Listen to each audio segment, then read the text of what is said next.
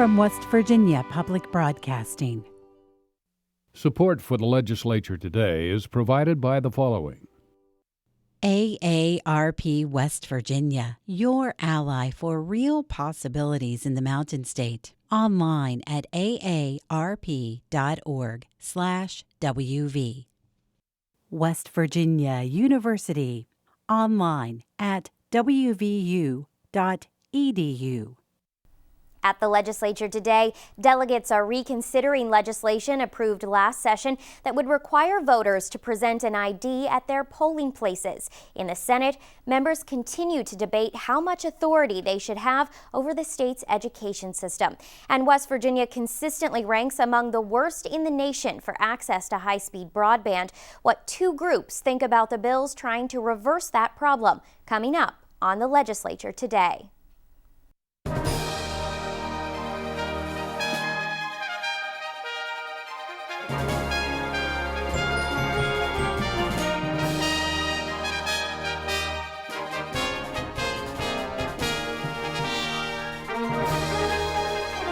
Good evening, I'm Ashton Mara. Delegates are reconsidering a current law that will require West Virginians to bring some form of identification with them when they go to cast a ballot. Liz McCormick reports a new voter ID bill would have gutted that law, but a House subcommittee is working on a compromise. During the 2016 session, a bill to require voters to show a photo ID was hotly debated on the floors of both the House and Senate. But at the last minute, it made it through the legislative process. The bill, which was a compromise between Democratic and Republican members of the chambers and was signed by former Governor Earl Ray Tomblin, required a person to show some sort of identification at his or her polling place. A driver's license, health insurance card, birth certificate, a bank card or statement, or several others. It also created an automatic voter registration system requiring the Secretary of State's office to work with the Division of Motor Vehicles to have it up and running by 2018. Officials with the DMV, however, have since expressed some concerns with being able to get the system up and running by the deadline. House Bill 2781 attempts to address those concerns. As introduced, it got rid of the automatic voter registration system altogether and removed a large number of the allowable forms of ID. Those two provisions were pushed by Democratic members of the legislature during the 2016 session. This morning, a House Judiciary Subcommittee, led by Republican Delegate Mark Zotezalo of Hancock County, met to negotiate the bill's provisions. The subcommittee's version of the bill puts all of the ID options back in, and it also reinstates the required automatic voter registration system. Zotezalo says, however, their bill pushes back the effective date one full year. We want to make sure that the DMV is ready for July 1, 2019, and so we will put into this bill proviso that they be ready with their new software by July 1, 2018. And that gives them a year to work all the bugs out and do that type of thing. We feel it's fair. Zotezalo also says the bill makes it clear that if someone doesn't want to register to vote when they go to the DMV, their information won't automatically be sent to the Secretary of State's office. We feel that that's kind of a little bit onerous in that you shouldn't have your information sent out if you don't wish to register to vote. That provision is in here. The single Democrat on the Judiciary Subcommittee is Delegate Chad Lovejoy of Cabell County. He says he's very pleased with the compromised version of the bill. The point here is to kind of balance two principles. One, that we protect the integrity of the voting process. That is to say, the person that shows up to vote is the person registered to vote, and that's important to the process. Secondarily, is to promote voter participation and not have a system that requires someone to have a state-issued ID or spend the money to get the state-issued ID if they can't. So I think we've struck a really good balance here that protects the process and doesn't disenfranchise voters. Lovejoy says he anticipates wide support from his party when the bill comes to the floor. I think the bill has been greatly enhanced by the work of the subcommittee. You know, as we approached it, there were two kind of major concerns with bringing it back up. One was changing the IDs, the list of IDs that were negotiated last year as part of the legislation, and the second were what could be perceived as attempts to roll back the automatic voter registration. House Bill 2781 will now go before the full Judiciary Committee for further consideration. For the Legislature Today, I'm Liz McCormick in the House. Senators are once again debating how much control lawmakers should have over the state's public education system. Some Republican lawmakers say the legislature should have input on any and all changes to education standards and standardized testing. An amendment that would make that authority clear in code sparked extended debate on the Senate floor today. Senate Bill 18 was on second reading in the chamber today, the amendment phase. The bill deals with the statewide tests students are required to take under federal law at different points in their academic careers. As introduced, the bill would have required students to take the ACT or ACT Aspire tests rather than the current Smarter Balanced assessment. Smarter Balanced is the test aligned with Common Core education standards, and the West Virginia Board of Education has already voted to stop giving the test after this school year. Senate Bill 18 went through both the Senate Education and Finance committees and was altered slightly, no longer requiring a specific test be adopted, but it still got rid of the Smarter Balanced assessment. Still, Republican Senator Patricia Rucker tried to amend the bill on the floor today. The point of the amendments was to clarify what the intent of the legislation was, which was that we would have assessments in West Virginia not tied to Common Core standards. The amendment adds language that it is the responsibility of the West Virginia legislature to provide for an education system in the state, and therefore the legislature must approve any changes the West Virginia Board of Education wants to make to education standards or statewide standardized tests. That idea angered some members of the body, including Democratic Senator Bob Plymel, who questioned Rucker. As 34 members of the Senate, we're going to assess standards now. We're going to bring those standards back here to a legislative body, which there are some educators here. There'll be a few of them. But, you know, people that, if we're trying to let teachers teach, they're involved in the standards. Personally, the vast majority of teachers I trust.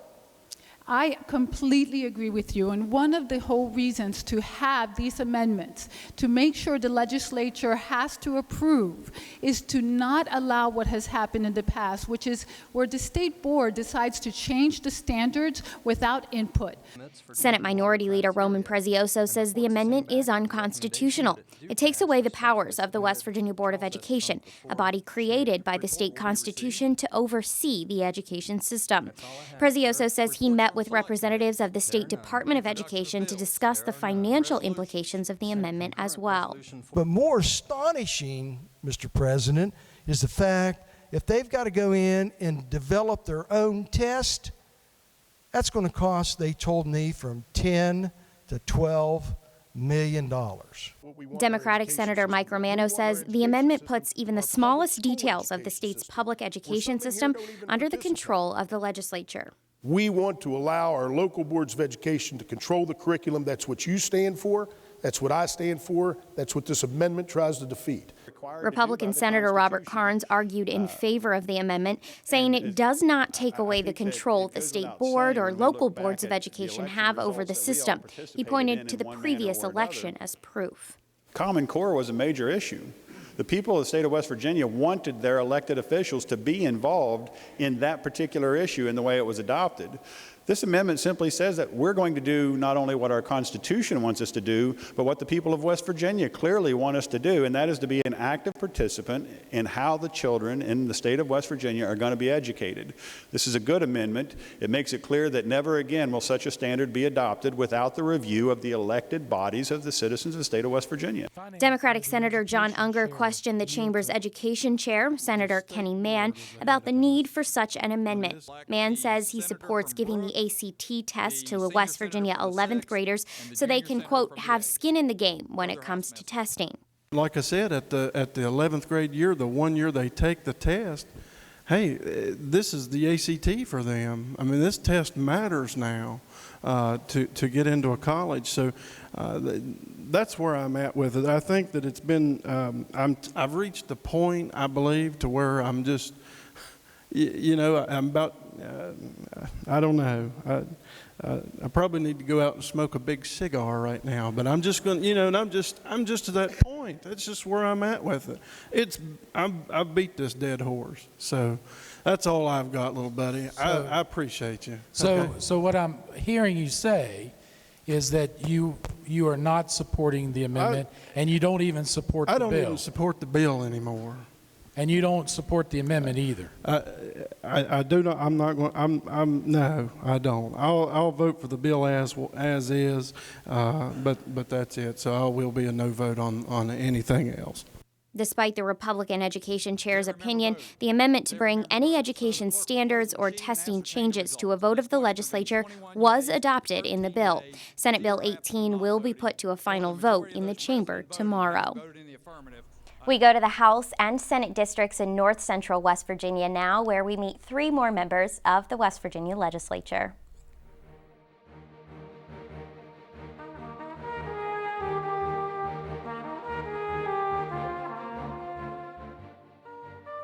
Dave Seipolt is a Republican from Preston County. He was elected to represent the state's 14th senatorial district in 2006. Senator Seipolt chairs the Senate Committee on Agriculture and Rural Development. He also serves as the vice chair of the Energy, Industry, and Mining Committee. Patrick Martin is a new member of the West Virginia House of Delegates, elected in 2016. A Republican, he's from Lewis County and represents the state's 46th district. Martin owns his own property management business and at 22 is one of the youngest members of the chamber. Danny Wagner was elected to the House of Delegates in 2014. A Republican, he represents the 47th House District. Delegate Wagner is from Barber County and is a retired educator and athletic coach. In the House, he serves as the Vice Chair of Veterans Affairs. There are several pieces of legislation making their way through the State House to expand broadband internet access in West Virginia. A couple on each sides of the rotunda. My guests tonight have made the issue their top priority this legislative session. Natalie Roper is the executive director of Generation West Virginia, a group that represents young business interests in the state. Gayleen Miller is the state director of the AARP West Virginia, a nonprofit that represents the interests of West Virginians 50 and older.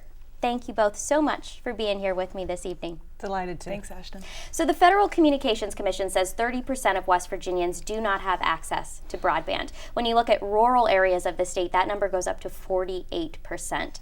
It's a lot of people that are impacted by this. Why is this a priority, if each of you will tell me? Why is it a priority for your group? Gayleen, why don't we start with you? Sure. Well, you know, it's important for all of our communities to be connected and feel part of a wider community. But it's probably particularly important for older West Virginians. Everything from access to health care to social contacts, telemedicine, you know, those kinds of things are hugely important to our older population and their families. Natalie, why is this a priority for Generation West Virginia? Well, Gayleen has touched on all of the things that are also important to young people. Increasing access to health care is important to the next generation. Access to education is really important too, through online learning. It's no news that we're losing too many of our young people here in West Virginia, and in order for us to compete with other states, we have to have access to high-speed internet. This creates jobs for the next generation, offers opportunities for telecommuting, and creates new opportunities for people to work from home for companies in other parts of the country and world as well as creating a really important opportunity for young entrepreneurs.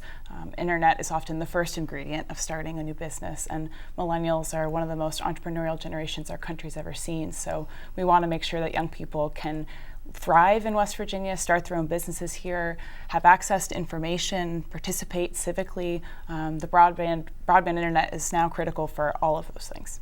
Let's talk about a couple of the bills that are making their way through. Now, Senate Bill 614 was taken up in the Senate Finance Committee today and did make it out pretty quickly. They didn't really have much to discuss. It's a loan insurance program. House Bill 3093 will be put to a vote in that chamber tomorrow. And that bill does several things. Gayleen, I know it's one that you've been really interested in. Why don't you talk to us about it? We're very excited about House Bill 3093 because, number one, in the budget climate we're in here in West Virginia, it's a revenue neutral bill. So it doesn't cost the state any money, but what it does is get government out of the way and allows entrepreneurs to do what they do best, and that's be creative and innovative and find ways to provide the service to areas that are underserved or unserved right now. Natalie, I know this bill is also, it contains a lot of permissive language. It says you don't have to do any of these things, but you're allowed to do them. And that's a provision that you really like. We're excited that this creates what feels like a set of new tools that allows for community-based innovation, allows for communities to really take this challenge into their own hands and come up with creative solutions that are best fits for them. There really isn't a one-size-fits-all solution. And it's not a one-size-fits-all problem. That's true, that's true. And like we mentioned those statistics before, it's so much worse in rural West Virginia, and it poses such a big challenge to people. You know, we talk about the difference between the middle mile and the last mile, and the last mile is that push to your individual home, and that's such an expensive part of the process. It is, but one of the pieces of House Bill 3093 is it allows for the creation of cooperatives for the purposes of expanding broadband service to those unserved or underserved areas. And those cooperatives, as Natalie has mentioned, allows communities really to take the problem in their own hands and not wait for a solution to come to them, but they can be part of the solution. And I know we've mentioned this, but this revenue neutral portion of the bill, as you all talk to lawmakers about how important this is to you, is that something that they're pointing out? Is that what interests them? Of course. All of the conversations right now are around the budget, and broadband is an agreed upon problem. I think we've been advocating hard for it for a few years now. People know that this is an important challenge that our state is facing, and we have to make progress on it. To be able to make progress on it in a revenue neutral way is a win-win. Absolutely. And I think it's interesting that all of these pieces of legislation, none of them are the silver bullet, but each of them will provide us an opportunity to move that ball forward. Now, I want to point out just quickly that Delegate Hanshaw is the co-sponsor of that House bill, and he says that the goal of that bill is to have access for all West Virginians by 2020. Is that possible, Galen? Do you think that's a possible goal to meet? Well, I think it's a stretch goal, but something that we certainly should strive for. Yeah. So, Natalie, this is an issue that's brought two very different groups of West Virginians together. Talk about why that's happened. This is an issue that is important to all West Virginians, and all West Virginians care about all of the things that we're talking about here: jobs, healthcare, civic participation.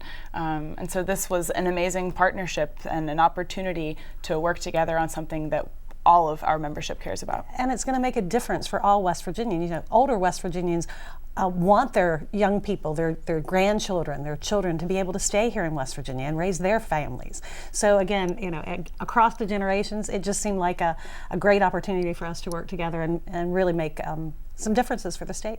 Galen Miller with the AARP and Natalie Roper with Generation West Virginia. Thank you both so much. Thank you. Thanks. The state capitol is full of people with a wide range of jobs, and some of those employees bring a little something extra to the table. Dennis Loudermilk is the West Virginia Legislature's web engineer, but in his spare time, he's a woodworker. His hobby has gotten the attention of some of the top legislative leaders at the State House over the past 10 years, giving him the opportunity to create several pieces of history. Liz McCormick has the story. Although low-tech, a gavel is a pretty important piece of equipment for a House Speaker or a Senate President. Its sound is used to mark the beginning or end of a chamber floor session, or sometimes it's used to bring our lawmakers back to order during a heated debate. This legislative session, Senator Mitch Carmichael, a Republican from Jackson County, took over the role of Senate President. That new position means Carmichael needed a gavel of his own. That's where Dennis Loudermilk comes in. At the Capitol, Loudermilk is the legislature's web engineer. He takes care of the website and manages the audio and video broadcasts of floor sessions and committee meetings. But in the basement of his home just outside of Charleston, he's a woodworker. Well, my dad taught me woodworking probably from the time I was 6 on. Through high school, shop classes and did a lot with my dad. He taught me woodworking through the years, and here we are today, just continued. It was just something I like to do. Dennis says it was his father who ignited his passion for woodworking, and he taught him how to make a variety of things, from lamps, candle holders, bowls, and even rocking chairs. He says he was always excited to work with his dad. He actually built our first lathe when I was about probably 5 or 6. Now, what is that? This is a lathe. It's not the one he built. I still have it, but this is a little better one, a little newer. This is what takes square shapes of wood and makes it round. Dennis has worked in some form of IT on the Capitol grounds for more than 30 years, but only in the last 20 years has he worked for the legislature. It was then that his hobby became known to his colleagues and lawmakers. In 2007, Democrat Rick Thompson was elected as Speaker of the House. That was the first time Dennis was asked to make a gavel for a legislator. He was approached by then House Clerk Greg Gray. Greg Gray, I think, called me and said he'd like to talk to me. He called me up to his office and said he and Mrs. Thompson would like to talk to me because somehow they knew I did woodwork. So when I went in, and at the prescribed time, I went up there, and he and Rick Thompson's wife then approached me about she wanted to buy him his first gavel. So it was very, it was very moving. I was honored to do it. Since, Dennis has crafted 10 gavels for legislative leaders. He says because they're handmade, each gavel is unique. And there's no two gavels they're not even close. This is a gavel I made just as a test piece. You can see different colors in the wood. This has maple pieces glued onto walnut. And every gavel is made from multiple pieces. Usually a minimum of 9 pieces go in the head of the gavel. That's in addition, Dennis says, to the 1 or 2 pieces of wood that make the handle. After he finishes gluing the various pieces together, he uses his lathe to help shape it. In all, the process takes 4 or 5 days. After the woodworking is complete, Dennis then customizes both the gavel and the sounding block, or the chunk of wood the gavel hits to make that loud, resonating sound. For Carmichael, Dennis will include the Senate seal on the gavel, and has special plans for the sounding block as well, a round shape. It's never been round before, it's always been square. But this year we're going to make it round. We're going to incorporate some of the Senate pins in that round shape. And we will either burn wood with wood burning or put a little brass emblem on it with maybe his initials and a date or something on it like that. Dennis says he never expected his passion for woodworking would overlap with his job at the Capitol. I came down here in the basement and built this shop after we moved into this house. I turned this area into the shop, and it was just my R&R time that I came down here to get away from the world. I never thought it would ever become anything, that anybody wanted. Senate President Carmichael was presented his brand new gavel on the first day of the 2017 legislative session in January. It's the 11th Dennis has crafted in his time working for the legislature, but he says he certainly hopes it's not his last. For the Legislature Today, I'm Liz McCormick. The state has just a few multi-member districts in the House of Delegates. Tonight we meet the representatives of one of those in Harrison County in this edition of Meet Your Lawmakers.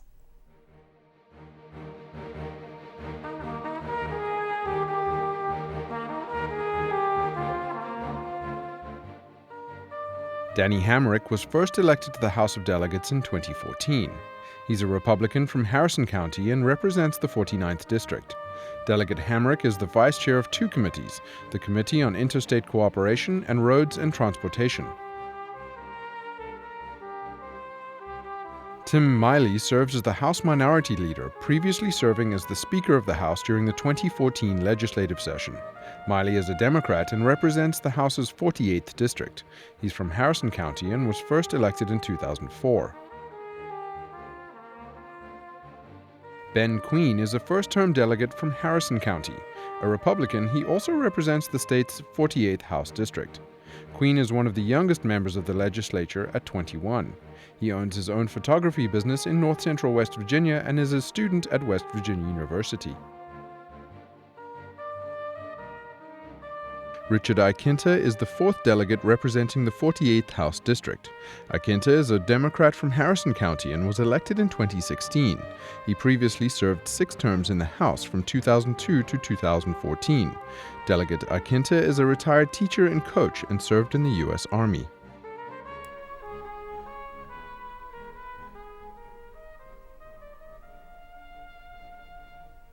This has been the Legislature Today. I'm Ashton Mara. Thanks for joining us.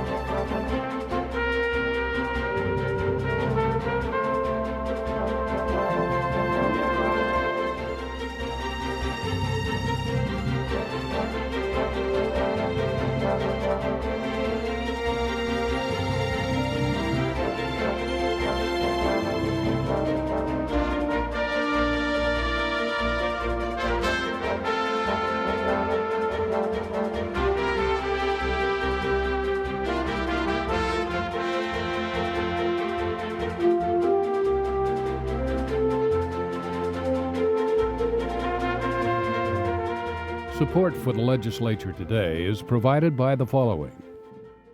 AARP West Virginia, your ally for real possibilities in the Mountain State. Online at aarp.org/WV.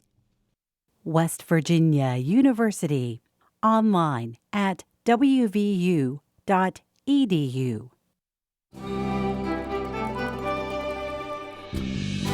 From West Virginia Public Broadcasting,